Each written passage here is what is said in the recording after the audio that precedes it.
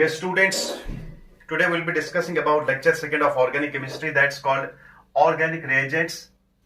Lecture second, lecture first में मैंने आपको समझाया था कि ऑर्गेनिक रिएक्शन में थर्मोडायनेमिक कंट्रोल किसको कहते हैं, what is kinetic control, what is thermodynamic product, what is kinetic product, किन सर्कमस्टेंसेस में काइनेटिक प्रोडक्ट बनता है और किन सर्कमस्टेंसेस में थर्मोडायनेमिक प्रोडक्ट बनता है। लेकिन आज जो बहुत इंपॉर्टेंट टॉपिक हम डील करने जा रहे हैं, दैट्स कॉल्ड ऑर्गेनिक रिएजेंट्स। देखिए, हमारे पास दो कंपोनेंट्स होते हैं रिएक्शन मिक्सचर में, एक होता है सबस्ट्रेट और दूसरा होता है reagent. Substrate plus reagent will give you product.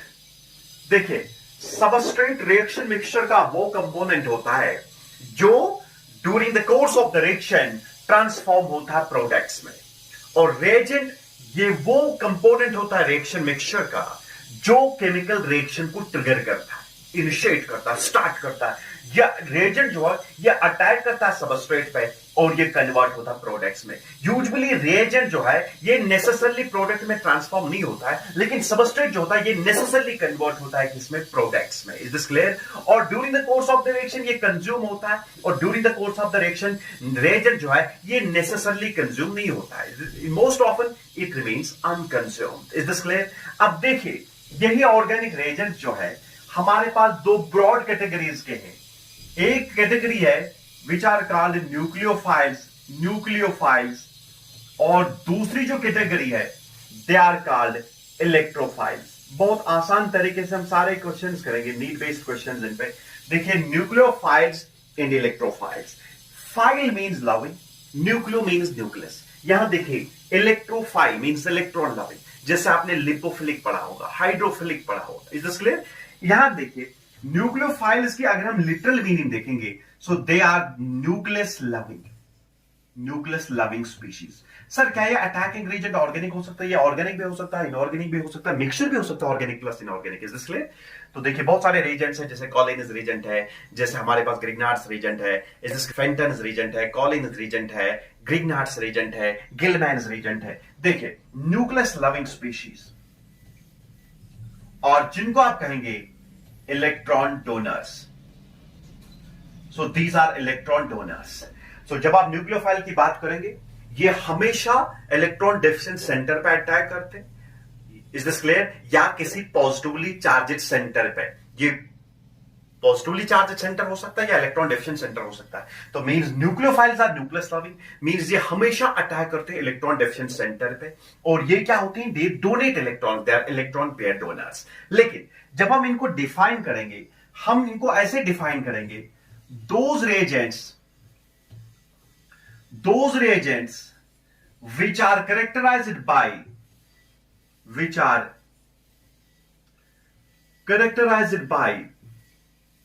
a pair of electrons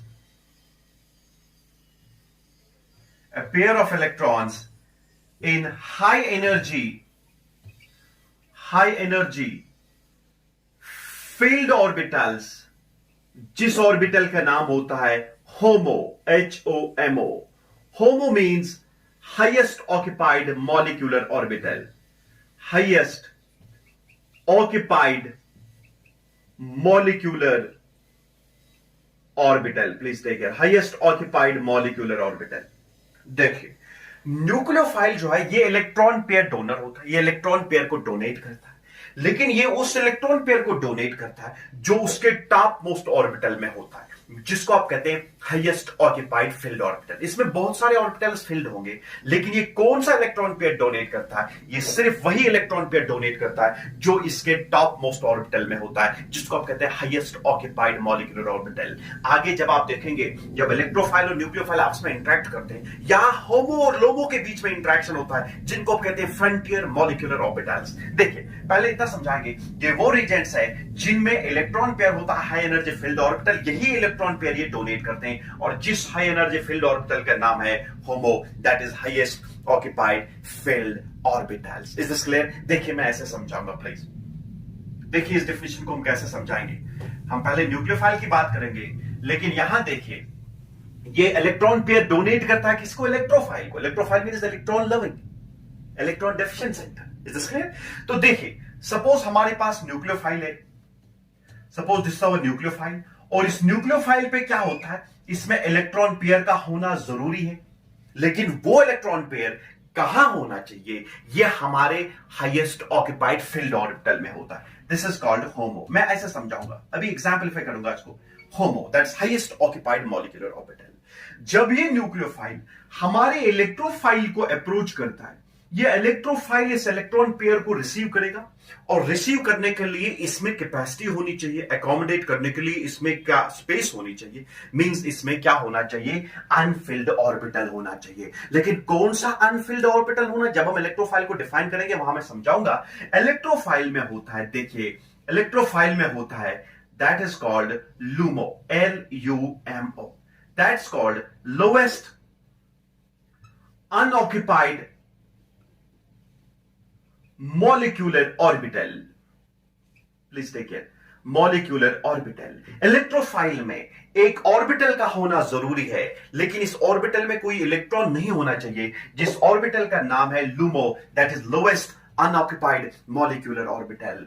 यही हमारा लोन पेयर, न्यूक्लियोफाइल का लोन पेयर इसमें पुश करता है, यही लोन पेयर डोनेट करता है इलेक्ट्रोफाइल के लोमो में, means lowest unoccupied molecular orbital. Means जब न्यूक्लियोफाइल इलेक्ट्रोफाइल को अप्रोच करता है, न्यूक्लियोफाइल अपना इलेक्ट्रॉन पेयर डोनेट करता है, लेकिन न्यूक्लियोफाइल का कौन सा ऑर्बिटल, कौन सा electron pair, that is highest occupied filled orbital का लोन पेयर, ये डोनेट करता है, पुश करता है towards lowest unoccupied molecular orbital of electrophile. Electrophile में रूम होने की मींस एम्प्टी ऑर्बिटल होना चाहिए, और जिस एम्प्टी ऑर्बिटल का नाम है लोएस्ट अनऑक्यूपाइड मॉलिक्यूलर ऑर्बिटल। तो इन दो ऑर्बिटल्स का नाम है, देखिए इन दो ऑर्बिटल्स को हम कहते हैं, these are called frontier, these are called frontier molecular orbitals.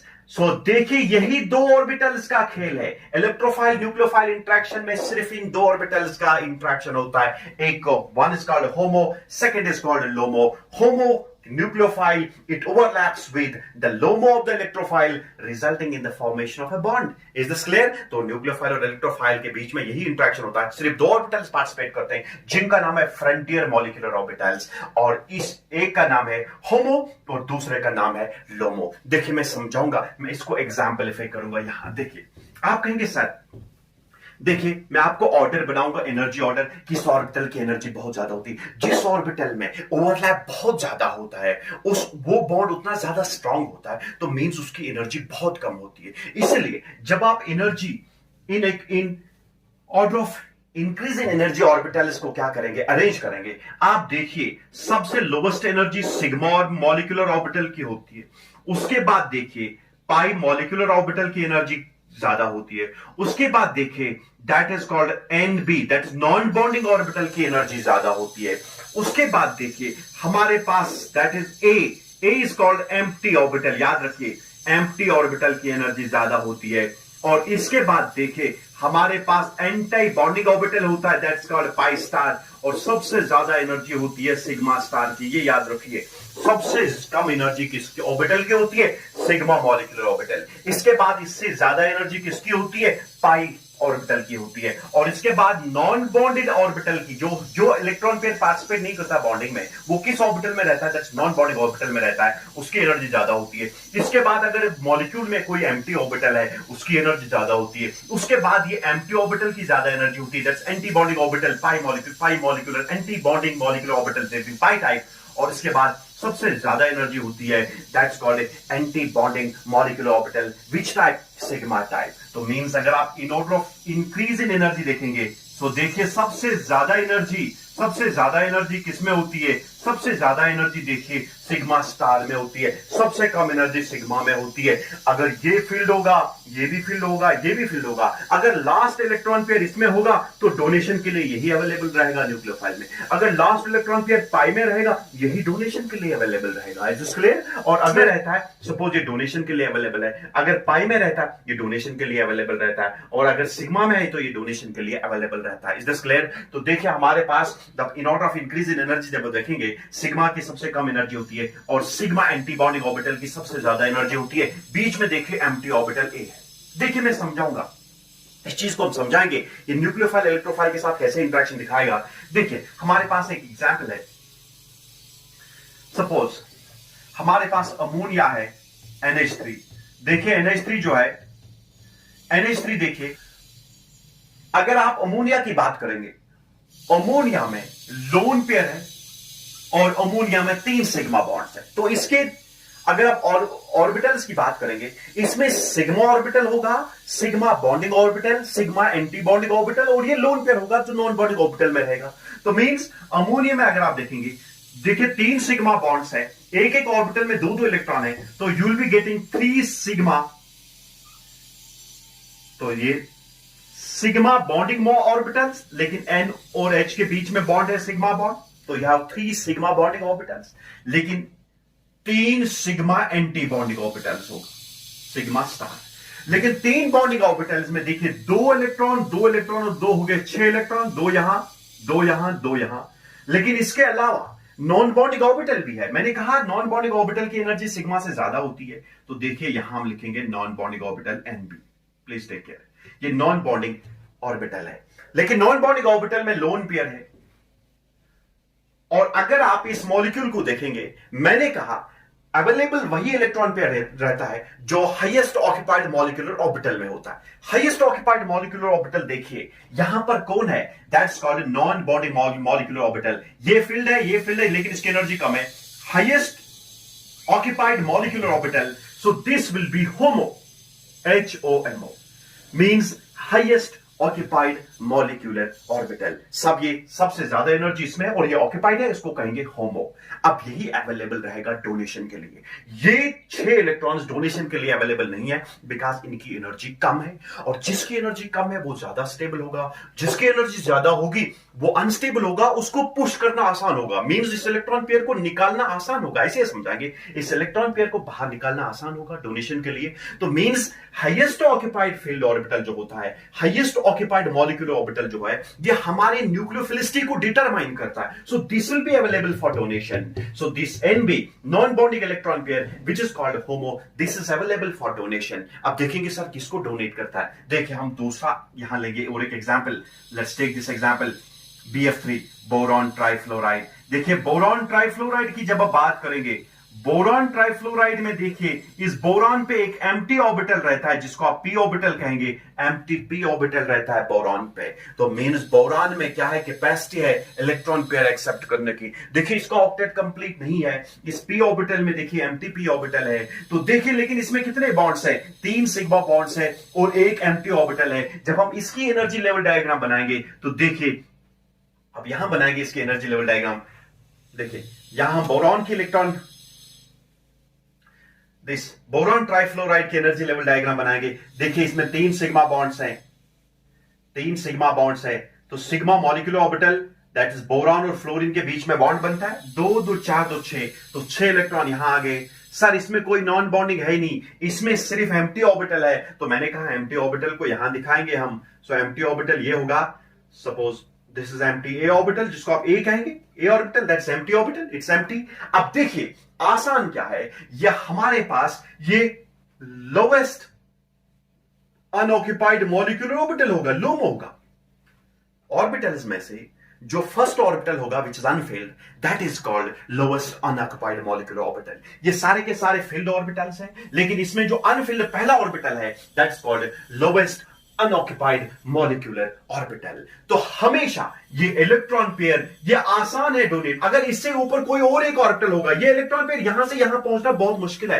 अगर होमो और लोमो के बीच में एनर्जी डिफरेंस बहुत ज्यादा है, तब होमो से लोमो तक इलेक्ट्रॉन पेयर को धकेलना बहुत मुश्किल होगा। लेकिन अगर इनके बीच में इलेक्ट्रॉन डिफरेंस एनर्जी डिफरेंस कम है, तब होमो से लोमो तक इलेक्ट्रॉन पेयर को धकेलना आसान होगा। इसीलिए ये होमो ये क्या करता है, ये इस इलेक्ट्रॉन पेयर को डोनेट करता है towards this LOMO, that is lowest unoccupied molecular orbital, जो यहां पर हमारे पास p ऑर्बिटल है। तो this way interaction will take place। HOMO of ammonia, जिसमें नाइट्रोजन का नॉन बॉन्डिंग इलेक्ट्रॉन पेयर, जिसको आप HOMO कहेंगे, हाईएस्ट ऑक्यूपाइड मॉलिक्यूलर ऑर्बिटल, ये इस इलेक्ट्रॉन पेयर को देता है, किसको, LOMO, that's lowest unoccupied molecular orbital।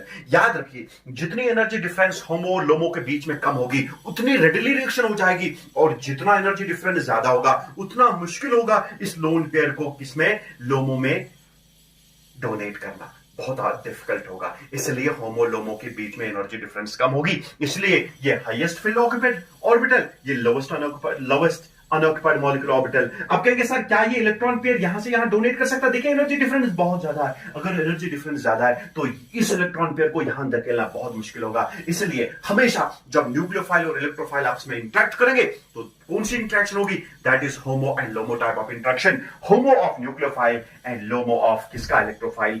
Homo will determine the nucleophilicity of the nucleophile, while as LUMO, that is lowest unoccupied molecular orbital, will determine the electrophilicity of an electrophile. Is this clear? ये मैंने इसलिए समझाया because हमने जो definition लिखी थी कि nucleophile वो अटैकिंग रेजेंट होता है जिसमें इलेक्ट्रॉन पेयर हाईएस्ट मॉलिक्यूलर होमो हाईएस्ट ऑक्युपाइड मॉलिक्यूलर ऑर्बिटल में एक इलेक्ट्रॉन पेयर होता है जो अवेलेबल होता है डोनेशन के लिए। Means nucleophilicity will depend upon this that's HOMO and electrophilicity will depend upon LUMO that's lowest unoccupied molecular orbital. Is this clear? इतना क्लियर है? देखिए आप इतना याद रखिए, न्यूक्लियोफाइल जो है इसमें इलेक्ट्रॉन पेयर होता है, एक्सेस इलेक्ट्रॉन डेंसिटी होती है जो डोनेट करता है किसको? इलेक्ट्रोफाइल को, दैट्स इलेक्ट्रॉन डेफिशिएंट सेंटर को। देखिए न्यूक्लियोफाइल जो है, न्यूक्लियोफाइल्स देखिए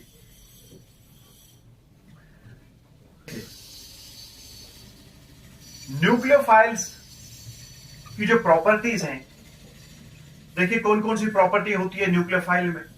फर्स्ट देखिए, they are electron pair donors, they are electron pair donors. ये इलेक्ट्रॉन पेयर को डोनेट करते हैं, they are electron pair donors because इसमें एक्सेस इलेक्ट्रॉन डेंसिटी होती है इनमें, इन अटैकिंग रीजन्स में, और इलेक्ट्रॉन पेयर डोनर्स का नाम ही है न्यूक्लियोफाइल। सेकंड देखिए, they donate electron pair, they donate electron pair to any electron deficient center, to any electron deficient center. They donate electron pair to any electron deficient center except H positive. Sir H positive भी electron deficient centre है, क्या इसको donate नहीं करेंगे? इसको भी donate करेंगे, लेकिन जब ये H पॉजिटिव को डोनेट करेंगे तब इनका नॉमेनक्लेचर चेंज होता है, तब हम इनको बेसिस कहेंगे, then they are called bases. अगर न्यूक्लियोफाइल ने इलेक्ट्रॉन पेयर डोनेट किया प्रोटॉन को, then it is called a base. इसको भी देखा, लेकिन थोड़ा नॉमेनक्लेचर में फर्क है। लेकिन क्या है, न्यूक्लियोफाइल जो है ये इलेक्ट्रॉन पेयर को डोनेट करते हैं किसी भी इलेक्ट्रॉन डेफिशिएंट सेंटर को एक्सेप्ट H पॉजिटिव। लेकिन ऑर्गेनिक केमिस्ट्री में आप देखिए मोस्टली जब हम ऑर्गेनिक रिएक्शंस का मैकेनिज्म पढ़ते हैं, nucleophiles mostly attack electron deficient carbon पे ये अटैक करता है, लेकिन ये किसी भी इलेक्ट्रॉन डेफिशिएंट सेंटर को अटैक कर सकते हैं एक्सेप्ट प्रोटॉन। प्रोटॉन को भी अटैक करेंगे, लेकिन वहां पर इनका नाम है तब बेसिस। तो देखिए थर्ड, दे फॉर्म काइनेटिकली कंट्रोल्ड प्रोडक्ट। बहुत आसान है, लेक्चर फर्स्ट देखिए जिसकी लिंक मैं डिस्क्रिप्शन में दूंगा। What is kinetic product, what is thermodynamic product. देखिए न्यूक्लियोफाइल में एक्सेस इलेक्ट्रॉन डेंसिटी होती है, ये हमेशा कोशिश करता है, मैंने कहा चाहे नेगेटिवली चार्ज स्पीशीज है या पॉजिटिवली चार्ज स्पीशीज है, they are less stable as compared to neutral species। इसलिए पॉजिटिव स्पीशीज की हमेशा टेंडेंसी रहती है इलेक्ट्रॉन को एक्सेप्ट करने की, नेगेटिव चार्ज की स्पीशीज हमेशा एक्सेप्ट रहती है कि इलेक्ट्रॉन को लूज करने की, अपने नेगेटिव चार्ज को न्यूट्रलाइज करने की। पॉजिटिव को भी टेंडेंसी रहती है पॉजिटिव चार्ज को न्यूट्रलाइज करने की, नेगेटिव को भी क्या रहता है, इस नेगेटिव चार्ज को न्यूट्रलाइज करने की टेंडेंसी रहती है। इसलिए न्यूक्लियोफाइल चूंकि इस पे एक्सेस इलेक्ट्रॉन डेंसिटी होती है, यह हमेशा कोशिश करता है कोई इलेक्ट्रॉन डेफिशिएंट सेंटर इसमें आ जाए। इलेक्ट्रॉन डेफिशिएंट सेंटर जहां पर भी मिल जाए ये अटैक करते हैं। Means they do not believe in the stability of the product। Means जहां पर भी इलेक्ट्रॉन डेफिशिएंट सेंटर मिलता है ये अटैक करते हैं, irrespective whether the product will be stable or unstable। ये हमेशा अनस्टेबल प्रोडक्ट बनाते हैं जिसको आप काइनेटिक प्रोडक्ट बनाते हैं, कहते हैं काइनेटिक प्रोडक्ट, जिसकी एनर्जी ज्यादा होती है, स्टेबिलिटी कम होती है। मैंने बिल्कुल इन डिटेल समझाया kinetic and thermodynamic control in organic reactions. आप मेरा लेक्चर देखेंगे लेक्चर फर्स्ट। तो मींस ये हमेशा काइनेटिकली कंट्रोल बनाते, तो means kinetics will determine the rate of the reaction. ये इरिवर्सिबल प्रोडक्ट बनाएंगे, नॉट रिवर्सिबल। जहां पर भी काइनेटिक्स इन्वॉल्व होगी इरिवर्सिबल प्रोडक्ट बनता है। तो मींस रिएजेंट जो है ये सबस्ट्रेट पर अटैक करता है तो बनाता है जल्दी जल्दी प्रोडक्ट। Is this clear? तो they will form kinetically controlled product. और एक देखिए, और एक फीचर इनका ये है, प्रॉपर्टी है, they are characterized by nucleophilicity. They are characterized by, जैसे इलेक्ट्रोफाइल की होती है electrophilicity, they are characterized by nucleophilicity. Nucleophilicity means कितनी टेंडेंसी है इसको इलेक्ट्रॉन पेयर डोनेट करने की। जिस न्यूक्लियोफाइल की जल्दी जल्दी इलेक्ट्रॉन पेयर डोनेट करने की टेंडेंसी होगी, तो जितनी ज्यादा टेंडेंसी होगी हम कहेंगे वो उतना ज्यादा न्यूक्लियोफिलिक है. Is this clear? So means they are characterized by nucleophilicity, that is tendency to donate electron pair to any electron deficient center except H positive. वहां समझाएंगे हम what are bases and what is basicity, वहां clear करेंगे. तो देखिए एक nucleophile में कितनी ज्यादा टेंडेंसी होती है इलेक्ट्रॉन पेयर को डोनेट करने की, दैट्स कॉल्ड न्यूक्लियोफिलिसिटी. तो न्यूक्लियोफाइल की होती है न्यूक्लियोफिलिसिटी. न्यूक्लियोफिलिसिटी मींस इसमें कितनी टेंडेंसी है इलेक्ट्रॉन पेयर डोनेट करने की. अगर ज्यादा टेंडेंसी होगी it will be more nucleophilic. अगर किसी न्यूक्लियोफाइल में इलेक्ट्रॉन पेयर डोनेट करने की कम टेंडेंसी आप कहेंगे it is less nucleophilic. Is this clear? ये चार इंपॉर्टेंट फीचर्स है न्यूक्लियोफाइल की. इलेक्ट्रॉन पेयर डोनर है तो they will donate electron pair to any electron deficient centre, और इसके बाद they form kinetically controlled product, means they form unstable product, means they will control the kinetics of the reaction. Is this clear? तो third जो है they are characterized by nucleophilicity, लेकिन nucleophilicity means इनमें कितनी tendency होगी electron pair donate करने की. Is this clear? Now let's quickly take types of nucleophiles. देखिए हमारे पास न्यूक्लियोफाइल जो हैं ये तीन ब्रॉड कैटेगरीज के हैं. Types of nucleophiles. Types of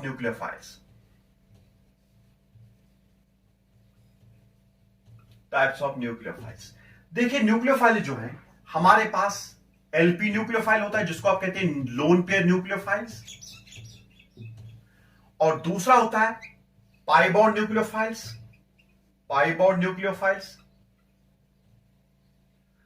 तीसरा जो है that's called sigma bond nucleophile.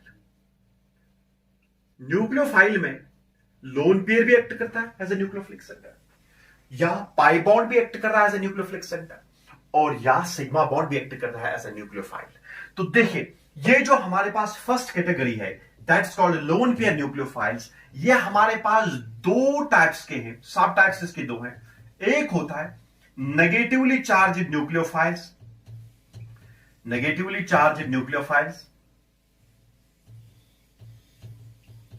और यहां देखिए इसमें दूसरा टाइप है that is called neutral nucleophiles. इनमें कोई चार्ज नहीं होता है, लेकिन इनका सेंट्रल मेटल एटम पे ऑक्टेट कंप्लीट होता है, और ऑक्टेट कंप्लीट होने के बाद कुछ इलेक्ट्रॉन पेयर्स ऐसी रहती हैं जो पार्टिसिपेट नहीं करती है बॉन्डिंग में, जिनको आप लोन पेयर्स कहेंगे. इस पे कोई चार्ज नहीं होता लेकिन लोन पेयर होता है, न्यूट्रल न्यूक्लियोफाइल कहलाएंगे. इस पे नेगेटिव चार्ज होती है और ये भी इलेक्ट्रॉन पेयर डोनर होता है, तो नेगेटिवली चार्ज न्यूक्लियोफाइल. तो मींस लोन पेयर न्यूक्लियोफाइल्स या तो नेगेटिवली चार्ज हो सकते हैं या हमारे पास न्यूट्रल न्यूक्लियोफाइल्स होंगे. Now let's take these negatively charged nucleophiles. देखिए नेगेटिवली चार्ज न्यूक्लियोफाइल्स में नेगेटिवली चार्ज्ड न्यूक्लियोफाइल्स में देखिए इन पर नेगेटिव चार्ज होगा, इलेक्ट्रॉन डेंसिटी बहुत ज्यादा होगी. नेगेटिवली चार्ज न्यूक्लियोफाइल है. देखिए H नेगेटिव है, हाइड्रोक्सिल आयन है, जैसे हाइड्रोसल्फाइड आयन है, और इसके बाद देखिए हमारे पास एल्कोक्स आयन होगा, या एल्काइल थायोलेट होगा RS, या कार्बेनाइन होगा like this. They are all negatively charge nucleophiles. इन पे excess charge, negative charge density है, तो ये हमेशा इलेक्ट्रोफिलिक सेंटर को ढूंढते हैं अटैक करने के लिए. तो these are negatively charge nucleophiles. आप कहेंगे sir negative charge is equal to 2 electron, so it's also it's negative charge means 2 electrons, है ना. तो ये तो लोन पेयर न्यूक्लियोफाइल्स है, लेकिन lone pair in the form of negative charge होगा या lone pair in the form of electron pair होगा. It is clear? H negative, OH negative, SH negative, RS and CH, that's what these are all negatively charged nucleophiles. Is this clear? अब देखिए अब हम लेंगे neutral nucleophiles. देखिए neutral nucleophiles के examples क्या क्या लेंगे हम. देखिए इसका आप स्क्रीनशॉट लेंगे, हम देंगे न्यूट्रल न्यूक्लियोफाइल्स. देखिए न्यूट्रल न्यूक्लियोफाइल में क्या क्या आता है. Neutral nucleophile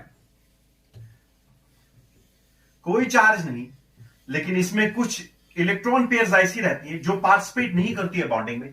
Here octet of the central metal atom is complete, octet complete होता है, लेकिन in addition to that इसमें कुछ इलेक्ट्रॉन पेयर्स ऐसी रहती है जो क्या होता है, which do not participate in bonding. Those electron pairs are called lone pairs. So here characterized by complete octet, with one or more than one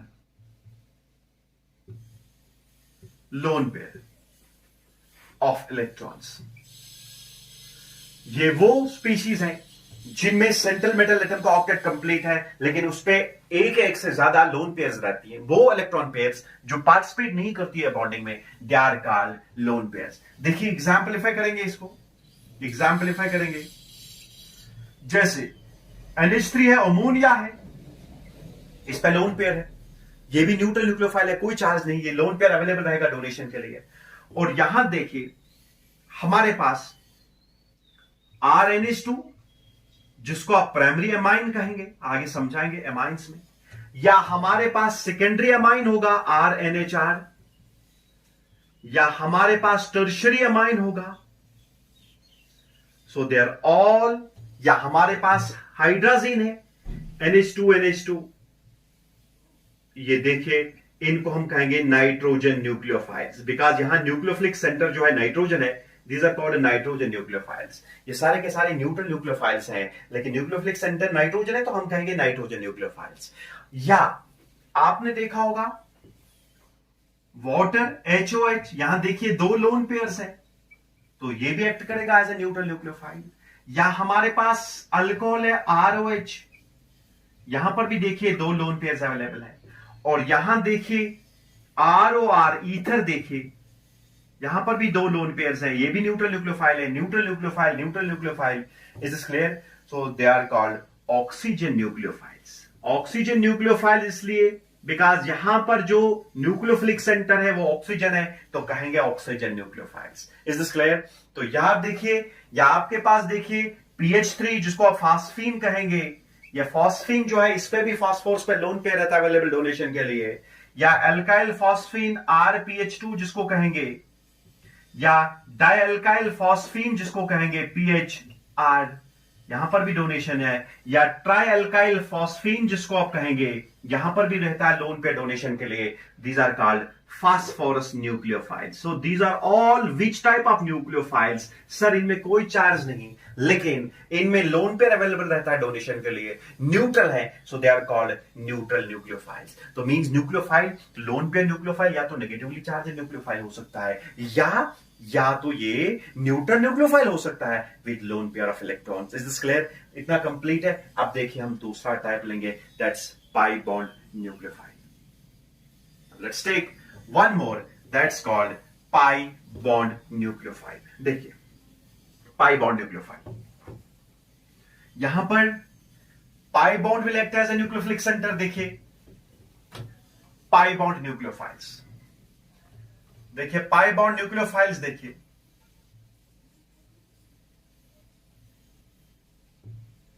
ये वो न्यूक्लियोफाइल्स हैं which are characterized by carbon carbon multiple bonds। So they are characterized by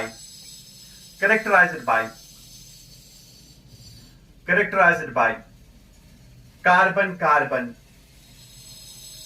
multiple bonds, either double bond or triple bond। जहां पर भी आप carbon carbon double bond, carbon carbon triple bond देखेंगे, they will act as nucleophile. लेकिन which type? That's pi bond nucleophile। जहां पर pi bond act करेगा as a nucleophile, they are called pi bond nucleophiles। This is clear? pi bond बहुत weak bond होता है, या हमेशा जल्दी जल्दी हेटेरोलिटिक क्लीवेज करने के बाद अटैक करता है किसी इलेक्ट्रॉन डेफिशन सेंटर पे।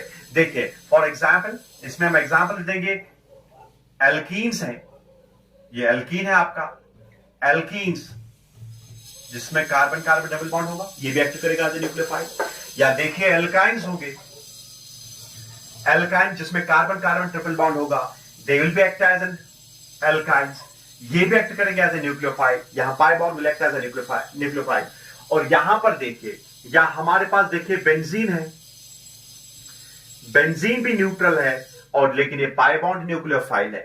Is this clear? इतना ही नहीं, देखिए हमारे पास और एक क्लास ऑफ कंपाउंड होता है जिसको आप कहते हैं, ये एल्कीन भी है और इसके साथ फंक्शनल ग्रुप अल्कोहल है, तो इसको कहेंगे enol. These are called enols, ene plus ol, double bond को इन कहेंगे, ऑल इज अल्कोहल, सो ये unsaturated alcohols are called enols. Enols will also act as a nucleophile. Sir यहां पर कैसे न्यूक्लियोफाइल एक्ट करेगा? सर यहां पर lone pair भी है, सर इस ऑक्सीजन पे दो लोन पेयर्स हैं, यहां पर पाई बॉन्ड भी है। मैंने बताया था कंजुगेशन का एक टाइप है, that's pi sigma lone pair, pi sigma negative charge, pi sigma odd electron, pi sigma positive charge, वहां पर कंजुगेशन होगी। तो ये कंजुगेटेड सिस्टम है। देखिए पाई सिग्मा लोन पेयर, तो यहां पर देखिए ये लोन पेयर यहां पर आता है और ये पाई बॉन्ड जो है ये एक्ट करेगा as a nucleophile. So because of this conjugation ये पुश करता है इस लोन पेयर को यहां, और लोन पेयर को जब यहां पुश करेगा ये डबल बॉन्ड बनता है और ये पाई बॉन्ड ब्रेक होता है, तो यहां पर एक्ट करता है pi bond as a nucleophile. So because of this resonance, because of resonance, this pi bond is in resonance with this lone pair is in resonance with the pi bond। जब ये lone pair यहां पर आता है और ये pi bond attack करता है, so this will act as a nucleophile। इनॉल्स हैं यहां, और एक क्लास ऑफ कंपाउंड आप पढ़ेंगे यहां पर। देखिए ये इन है, ये एमाइन है, इनको कहते हैं इनएमाइन, इनएमाइन।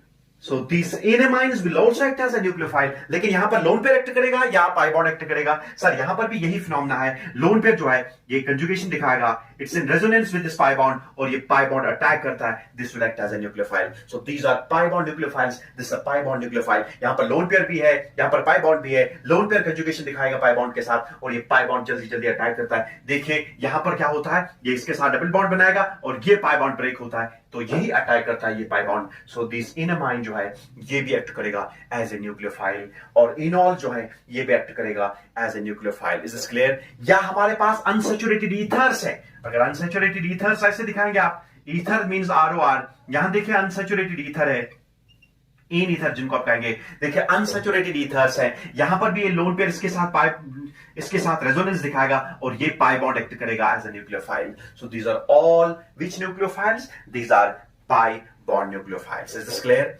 तो पाई बॉन्ड न्यूक्लियोफाइल जो है ये भी न्यूट्रल न्यूक्लियोफाइल्स हैं, और यहां पर पाई बॉन्ड करता है act as a nucleophilic centre. Is this clear? अब देखिए हमारे पास जो दूसरी कैटेगरी है न्यूक्लियोफाइल की, that's called another category is that one was lone pair nucleophile, second is pi bond nucleophile, and third जो है that is sigma bonded nucleophiles। Let's take now third one, that is sigma bonded nucleophiles। third जो है that is sigma bond nucleophile। Sigma bond nucleophile आप बहुत rare cases में देखेंगे, लेकिन ये अवेलेबल है। ऑर्गेनिक केमिस्ट्री में बहुत सारे रिएक्शंस आप देखेंगे जहां पर सिग्मा बॉन्ड एक्ट करेगा as a nucleophile. Here polar covalent sigma bond will act as a nucleophile। यहां पर पाई बॉन्ड नहीं, यहां पर सिग्मा बॉन्ड। लेकिन कौन सा sigma bond? Polar covalent sigma bond. ये वो सिग्मा बॉन्ड है जिसकी पोलैरिटी बहुत ज्यादा होगी, चार्ज सेपरेशन जहां दो एटम्स के बीच में ज्यादा होगा, पोलर कोवेलेंट सिग्मा बॉन्ड बनेगा, वो एक्ट करेगा एज अ न्यूक्लियोफाइल। समझाएंगे। देखिए polar covalent sigma bond will act as a nucleophile. For example देखिए एग्जांपल्स, जब हम मेटल हाइड्राइड्स की बात करेंगे, मेटल हाइड्राइड्स देखिए like lithium aluminium hydride, sodium borohydride. Metal hydrides आप देखेंगे अल्डिहाइड्स कीटोन्स को जब हम रिड्यूस करेंगे थ्रू मेटल हाइड्राइड्स। देखिए कार्बोनिल कंपाउंड जब हम पढ़ेंगे वहां समझाएंगे। तो देखिए लिथियम एल्यूमिनियम हाइड्राइड है, सोडियम बोरोहाइड्राइड है, यहां पर कैसे sigma polar covalent sigma bond act करता है एज अ न्यूक्लियोफाइल समझाएंगे। देखिए हमारे पास जब आप लिथियम एल्यूमिनियम हाइड्राइड की बात करेंगे, यहां पर एल्यूमिनियम और हाइड्रोजन जो इलेक्ट्रोपॉजिटिव है, हाइड्रोजन जो है, तो देखिए यहां पर हाइड्रोजन और एल्यूमिनियम के बीच में इलेक्ट्रोनेगेटिविटी डिफरेंस बहुत ज्यादा है। मेटल्स आर इलेक्ट्रोपॉजिटिव, इन पे पॉजिटिव चार्ज आ जाएगी, हाइड्रोजन पे नेगेटिव चार्ज आ जाएगी, तो bond between metal and hydrogen will be sort of it's a sigma bond, लेकिन इसमें थोड़ा आयनिक करेक्टर होगा, पोलर नेचर होगा। तो देखिए जब हम इस लिथियम एल्यूमिनियम हाइड्राइड की बात करेंगे, एल्यूमिनियम के साथ देखिए 4 हाइड्रोजन अटैच हैं और ओवरऑल इस पे नेगेटिव चार्ज है। देखिए ये लिथियम पॉजिटिव है, चलो यहां लिखेंगे लिथियम पॉजिटिव और इस पे नेगेटिव चार्ज है, Li पॉजिटिव AlH4 नेगेटिव, ऐसे लिखते हैं। लेकिन बीच में देखिए AlH4 जो है एल्यूमिनियम और हाइड्रोजन के बीच में सिग्मा बॉन्ड है, लेकिन इसमें पोलर नेचर ज्यादा होगा, जिसको कहेंगे पोलर कोवेलेंट सिग्मा बॉन्ड। ये इलेक्ट्रो पॉजिटिव है, ये इलेक्ट्रो नेगेटिव है, तो means it will be delta positive, it will be delta negative, ये बहुत ज्यादा पोलर बॉन्ड है। और देखिए जब हम यही एल्यूमिनियम हाइड्राइड यहां पर यही sigma bond will act as a nucleophilic center. This sigma polar covalent sigma bond will act as a nucleophile. For example, देखिए अगर हमारे पास एक कंपाउंड है HC double bond O CH3 जिसको आप कहेंगे एसिटल्डिहाइड या इथेनॉल, देखिए जब हम इसको ट्रीट करेंगे इस एल्युमिनियम हाइड्राइड के साथ AlH4 के साथ, देखिए AlH4 का क्या होगा, AlH4 का पोलर कोवेलेंट सिग्मा बॉन्ड जो है, पोलर कोवेलेंट सिग्मा बॉन्ड जो है, दिस पोलर को डेल्टा पॉजिटिव है डेल्टा नेगेटिव है, ये पोलर कोवेलेंट सिग्मा बॉन्ड है। यहां पर देखिए डेल्टा नेगेटिव है डेल्टा पॉजिटिव है, ये पोलैरिटी है इस कार्बोनिल ग्रुप में। और यहां पर देखिए ये हमारे पास ये पोलर कोवेलेंट सिग्मा बॉन्ड इस पे अटैक करता है।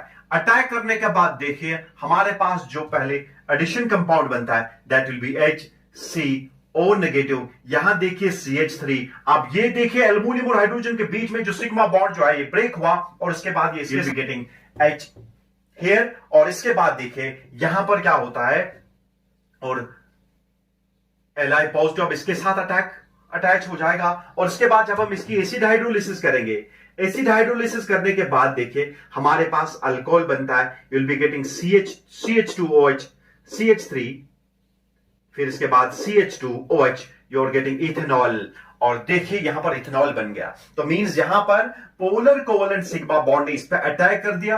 अटैक करने के बाद देखिए एडिशन कंपाउंड बनता है, इसकी जब हम एसिड हाइड्रोलिसिस करेंगे तो हमारे पास अल्कोहल बनता है। तो यहां पर polar covalent sigma bond will act as a nucleophile. Metal hydrides में देखिए polar covalent sigma bond will act as a nucleophile. जितनी ज्यादा इलेक्ट्रोनेगेटिविटी डिफरेंस ज्यादा होगी उतना ही न्यूक्लियोफिलिसिटी इसकी ज्यादा होगी, मोर रेडिली ये अटैक करेगा। वो जितना चार्ज सेपरेशन ज्यादा होगा उतना क्या है, उतना रेडिली ये हमारे पास पोलर कोवेलेंट सिग्मा बॉन्ड इस पे अटैक करेगा। Is this clear? तो यहां पर देखिए इस पे डेल्टा पॉजिटिव चार्ज आ जाएगी, डेल्टा नेगेटिव, ये पोलर कोवेलेंट सिग्मा बॉन्ड इस पॉजिटिव सेंटर पे अटैक करता है और इसके बाद ultimately it leads to the formation of alcohol. Is this clear? तो यहां पर देखिए और एक एग्जांपल से हम क्लियर करेंगे इसको। Let's take one more example.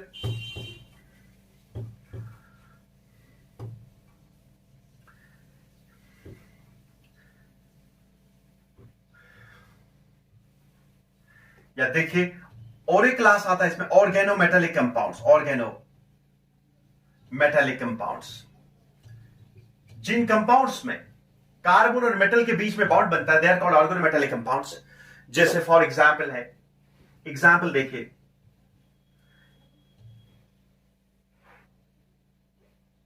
Grignard's reagent, Grignard's reagent देखिए यहां पर जो बॉन्ड बनता है RMgX या AR और एराइल मैग्नीशियम हैलाइड ARMgX। यहां पर मेटल और कार्बन के बीच में बॉन्ड है तो ऑर्गेनोमेटालिक कंपाउंड कहलाएगा। जितनी ज्यादा इलेक्ट्रोनेगेटिविटी डिफरेंस, अगर ये ज्यादा इलेक्ट्रोपॉजिटिव होगा तो मींस इस पोलर कोवेलेंट सिग्मा बॉन्ड में पोलैरिटी ज्यादा आ जाएगी। और यहां देखिए या हमारे पास एक रीजन है, हमारे पास गिलमैन्स रीजन, गिलमैन्स रीजन देखिए that is R2CuNi lithium dialkyl क्यूप्रेट। यहां पर कॉपर और कार्बन के बीच में बॉन्ड है, ऑर्गेनोमेटालिक कंपाउंड कहलाएगा। Is this clear? लेकिन कार्बन इतना ज्यादा इलेक्ट्रोपॉजिटिव नहीं है जितना मैग्नीशियम है। मैग्नीशियम बहुत ज्यादा इलेक्ट्रोपॉजिटिव है। ये जो बॉन्ड सिग्मा बॉन्ड होगा it will be highly polar, बहुत ज्यादा पोलर होगा। यहां पर कॉपर और कार्बन के बीच में जो बॉन्ड होगा it will not be so much polar as compare to Grignard's reagent. That's why Grignard's reagent are more nucleophilic than this lithium dialkyl cuprate और Gilman's reagent. Is this clear? अब देखिए हम exemplify करेंगे। Let's take this example how here sigma bond will act as an electrophile. देखिए this nucleophile, suppose हमारे पास एक compound है दैट्स कॉल्ड आयोडोबेंजीन। आयोडोबेंजीन को हम ट्रीट करेंगे। हमारे पास गिलमैन्स रीजेंट है CH3 CuCH3 negative Li positive, that is lithium dimethyl cuprate, that's called R2CuLi। ये भी है R2 here R is methyl group, it's called lithium dimethyl cuprate, lithium dimethyl cuprate। यहां देखिए यहां carbon is electropositive, metals are electropositive. और देखिए यहां पर स्लाइटली पॉजिटिव चार्ज होगा, स्लाइटली नेगेटिव चार्ज होगा। ये पोलर कोवेलेंट बॉन्ड जो होगा, this covalent bond will be highly polar, this called polar covalent sigma bond. ये हमारे यहां देखिए आयोडीन इज इलेक्ट्रोनेगेटिव और यहां पर थोड़ा इलेक्ट्रो पॉजिटिव सेंटर डेवलप हो जाएगा, इलेक्ट्रॉन डेफिशिएंट सेंटर डेवलप हो जाएगा। तो ये सिग्मा बॉन्ड जो है ये रेडिली इस पर अटैक करता है, इस आयोडीन को रिप्लेस करता है, resulting in the formation of this important compound which is called toluene. देखिए हमारे पास टॉल्वीन बनता है और इसके बाद देखिए CH3Cu that's called methyl copper बनता है और लिथियम आयोडीन के साथ मिलता है, बनाता है lithium iodide, lithium iodide. So lithium iodide बनता है। So it's called methyl copper. ये भी ऑर्गेनिक मेटल कंपाउंड है, कॉपर और कार्बन के बीच में बॉन्ड है, it's called methyl copper, lithium iodide. और हमारे पास जो कंपाउंड बनता है ये सबस्ट्रेट कन्वर्ट हुआ किसमें, टॉल्वीन में, दैट्स कॉल्ड मिथाइल बेंजीन टॉल्वीन। तो यहां पर polar covalent sigma bond acted as a nucleophile. This sigma bond has attacked this electron deficient center, resulting in the expulsion of I negative from here, so resulting in the formation of toluene or you can say methyl benzene. तो इन compounds में देखिए यहां पर भी polar covalent sigma bond जो है it will act as a nucleophile. Is this clear? इतना ही देखिए। और एक एग्जाम्पल लेंगे हम, देखिए और एक एग्जाम्पल लेंगे हम जिससे आपको क्लियर हो जाएगा कि क्या सिग्मा बॉन्ड भी एक्ट कर रहा है एज ए न्यूक्लियोफाइल। अगर आपके पास सपोज ये कंपाउंड है, यहां पर इसके साथ हाइड्रोजन है, ये दो मिथाइल ग्रुप्स हैं और यहां पर देखिए यहां पर भी एक मिथाइल ग्रुप है। यहां देखिए ये सेकेंडरी कार्बोकेटाइन है और सेकेंडरी कार्बोकेटाइन मैंने कहा कार्बोकेटाइन जब हम स्टेबिलिटी पढ़ेंगे आगे, स्टेबिलिटी ऑफ कार्बोकेटाइंस, जो कार्बोकेटाइन जिसके साथ 3 अल्काइल ग्रुप्स अटैच है उसको टर्शियरी कार्बोकेटाइन कहेंगे। वो बहुत ज्यादा स्टेबल होगा सेकेंडरी से, सेकेंडरी स्टेबल होगा प्राइमरी से और प्राइमरी स्टेबल होगा मिथाइल कार्बोकेटाइन से। देखिए यहां पर क्या होता है, हमारे पास ये इलेक्ट्रोफिलिक सेंटर है, लेकिन देखिए अगर ये सिग्मा बॉन्ड मूव करता है लाइक दिस, इसको आप कहते हैं 1,2 हाइड्राइड शिफ्ट, तो यहां पर this CH sigma bond will act as a nucleophile, this will be attacking this electrophilic centre, resulting in the generation of this important carbocation that is called tertiary carbocation. तो यहां पर देखिए 1,2 hydride shift जो है ये भी कैसे होता है, यहां पर भी एक सिग्मा बॉन्ड एक्ट कर रहा है as a nucleophile, nucleophile act कर रहा है CH sigma bond, CH sigma bond acted as a nucleophile, attacked this electrophilic centre, resulting in the formation of this tertiary carbocation here और ये स्टेबल कार्बोकेटाइन बनता है। तो यहां पर भी ये सिग्मा बॉन्ड एक्ट कर रहा है as a nucleophile. Is this clear? तो ये भी न्यूक्लियोफिलिक सेंटर है, हमारे इस इलेक्ट्रोफिलिक सेंटर पर अटैक करता है, resulting in the formation of this tertiary carbocation. Is this clear? तो ये भी एक्ट कर रहा है एज अ न्यूक्लियोफाइल। तो कुछ मॉलिक्यूल्स में सिग्मा बॉन्ड जो है, लेकिन ये पोलर सिग्मा बॉन्ड एक्ट कर रहा है एज क्या, न्यूक्लियोफाइल। तो हमारे पास न्यूक्लियोफाइल जो है लोन पे न्यूक्लियोफाइल, जिसमें आपने देखा नेगेटिवली चार्ज न्यूक्लियोफाइल है और लोन पे न्यूक्लियोफाइल है। इसके बाद पाई बॉन्ड न्यूक्लियोफाइल, मैंने कहा pi bond will act as a nucleophile और इसके बाद हमने देखा सिग्मा बॉन्ड न्यूक्लियोफाइल जिसमें सिग्मा बॉन्ड एक्ट कर रहा है as a nucleophile. Is this clear? अब जो दूसरा लेक्चर हम लेंगे वहां पर हम लेंगे what is difference between nucleophile and bases में क्या डिफरेंस है, what is nucleophilicity, what is basicity, nucleophilicity और बेसिसिटी का ट्रेंड क्या होता है, कैसे वेरी करता है, इन अवर लेक्चर 3rd। दैट्स